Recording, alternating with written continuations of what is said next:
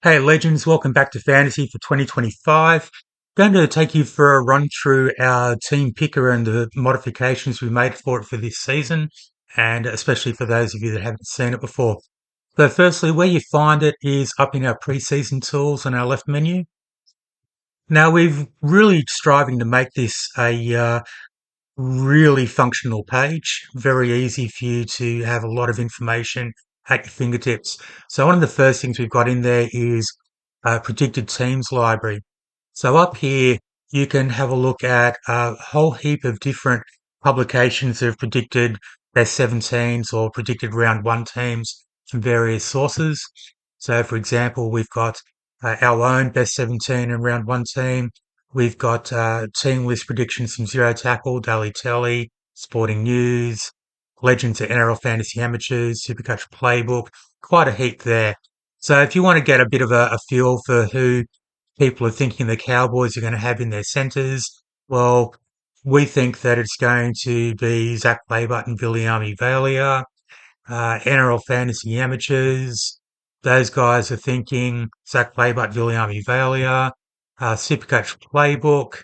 They're actually running with Viliami Valia and Jackson Padu. So you can have a good look at all the different sources, predictions for round one teams there. Gives you a bit of a good idea of what to expect. In our team picker itself, we've got remaining salary for the team here with remaining average per player. You'll see here that we've got the ability to save multiple different teams to your account now. So you can have a whole heap of different draft teams that you can keep coming back to, working on. You can start a new draft team as a blank slate. If you like, you can also start it as a copy of another team. So let's say I want to have a new team called, let's call it Cleary. Let's call it Cleary Haas. And we're going to make it as a copy of that team there. And you'll see that it starts it off with the players that were already in there. Cleary Haas, we're going to have Haas in the middle. So we better add him in there. Okay. Now, there's different ways you can sort players in our player selection pane. Price, high to low to high, alphabetically, by percentage ownership. I tend to favour by projected dollars per point because that effectively puts players in expected value that they represent. And you can also switch between 6 round projections, 12 round projections, and rest of season projections. These are our own projections of players. We actually project players round by round. So let's say, um, let's come over to, I'll just give you a quick look at what our player forecast look like so you can see where those numbers are coming from. So we can then come over to our player forecast page. I'm just going to open this as a new window.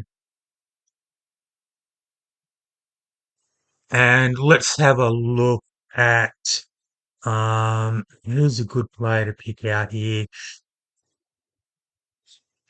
Let's go Oregon Kafusi. Okay. And you'll see here that we're expecting him to start in the front row and play about 40 minutes for the first 3 rounds. That's because Toby Rudolph is out with a injury, expected back around 4 at this stage. And then after that, we have Toby Rudolph reverting back to a interchange role, averaging about 33 minutes. So over here, we've got um, his projected score for each of those rounds under those conditions. Also based on the opponent they're playing, a few other little factors come in to our math on the back end. And his um, price and break even moves round by round as well. So we have him coming to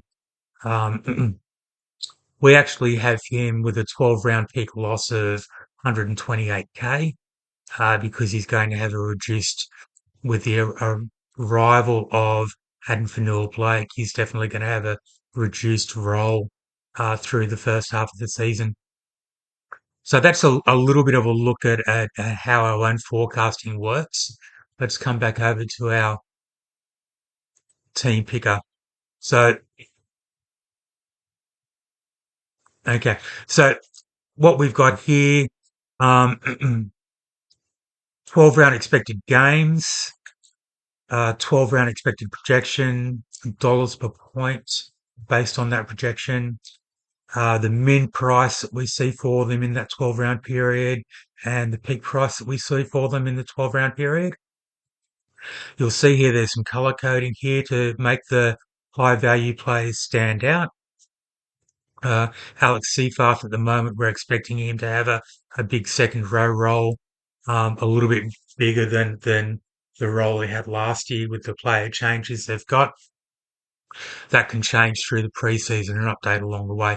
So what we've got in our player selection panel status is a new addition for this season. Makes it really easy for you to see if there are any injury or suspension clouds over a player. So, for instance, Cameron Murray, he had wrist surgery. He's due back early season. He's probably not going to miss much. For other players, though, Nelson Solomona will show up as being suspended, due back round two. Ryan Sutton, patellar tendon rupture surgery. He's not due back to early to mid-season. So if there's anything over a player, you're going to see that there. We update that quite regularly. The team buys have been included here, and you'll also see some color coding.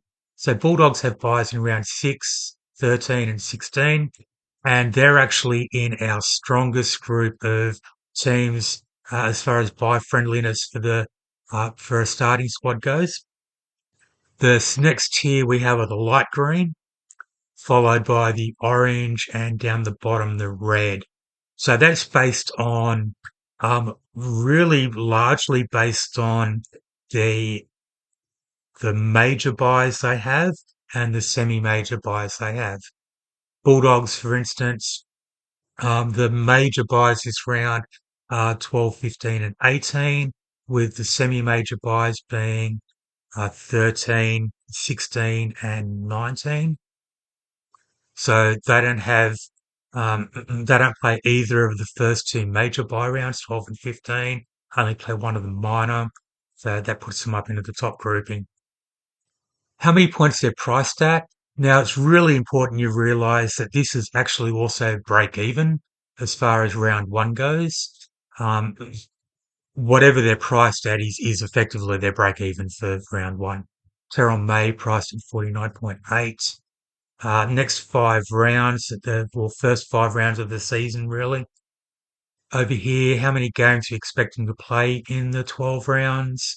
The round projection we have for them average wise, the dollars per point based on that projection.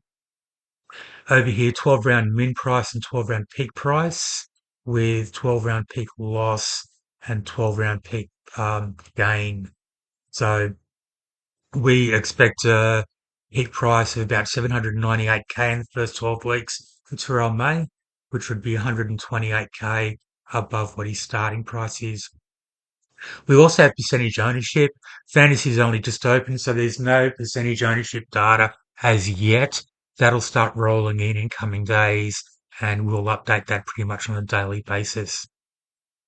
Now, we've got a bit of flexibility in how you kind of work with this as well. If you want to look for a player by name, it's really easy to um, just start typing the name in, and we'll get to it. So, for instance, Toby Rudolph, TAB, cuts it, brings him straight up. If you want to look at prices at players that have got a 500K minimum, you can do that with a 700K maximum.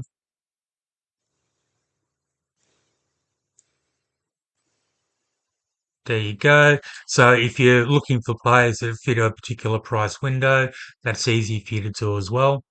Let's quickly clear those.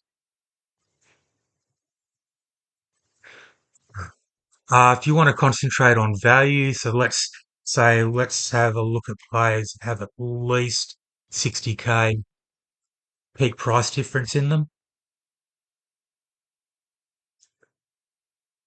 If you want to look for POD players or high ownership players, we can put in ownership greater than equal to or ownership less than equal to. And as we get through preseason and we have player ownership data, that'll be filtering through as well. So there you go. We've got a whole heap of information there that makes it really easy for you to start getting gives you a lot of information to help you make decisions about putting a good team together. If you want to have a look at a broader opinions, you can click on the player to go to their player profile page. And down the bottom here, you see our resident experts projections as well. So up here, we've got Payne Haas's 24 review, 25 expectations. We've got his price, how much he's priced at, break even, his 2024 average, and his next 6 round projections. Okay. Down the bottom, a bit lower, we've got Shane Hewitt, who won fantasy in 2021, sorry. He's projecting 60 minutes playing front row at 1.06 ppm for 64 points. The fantasy amateurs guys are projecting front row ppm of 1.05, 62 minutes average for an expected average of 65. Rob Fulmer's just back from holiday, so he's going to be catching up in the next couple of weeks. So we'll get projections through from him sometime soon as well. And you can also go to, if you want to have a closer look at how we derive our own projection, you can go down here to player forecast, which is in price BE and projections.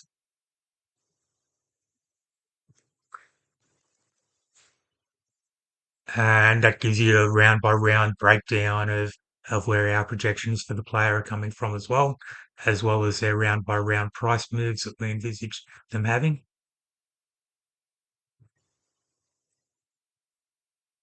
Yeah. So there's plenty there. Now, on top of all of that, we also have down the bottom here bar charts. So as you're building your team, you can actually see what coverage you have for players for the first 6 rounds of the season, and also for rounds 12 to 19, where the major and semi-major buy rounds are. So at the moment, I've got one hooker selected, and Connor Watson is actually in that really nice buy-friendly group of players. So he's actually available for all of those nasty buy rounds there. If we have a look at the forwards we've got picked there at the moment, our halves, Nathan Cleary and Nico Hines, we can see that we've got two of them on deck for all of rounds 1 to 6, and also two for round 12, one for 13 and 15, none currently for 18, both on deck for 16 and 19. Now, as we put more players into our interchanges, let's pick up another couple of halves there. So let's go with, throw any names in there. Lachlan Elias and, um, who's a jewel? Jaden Campbell. So you'll see now that our halves are, we've got 3 available for 2 spots, and there's an asterisk there, 4 available for 2 spots from round 19, and the asterisk there denotes that DPP players are counted. So Jaden Campbell as a DPP player will be coming up both as a half and a wing fullback down in these columns here. Now, if you think of any other functions or anything else you'd like to have in here that would make it even more powerful and easier to use, by all means hit us up. We're always open to new thinking, new ideas. Never shy away from them. And if you have any questions, hit us up on any of our socials. on our email account, admin@rugbyleaguefantasypro.com. We're on Twitter with multiple accounts, Facebook with multiple accounts, always here to help you out. Thanks again for supporting our product. We're looking forward to growing it and developing it even more in 2025, and wish you all the best of luck for the season ahead.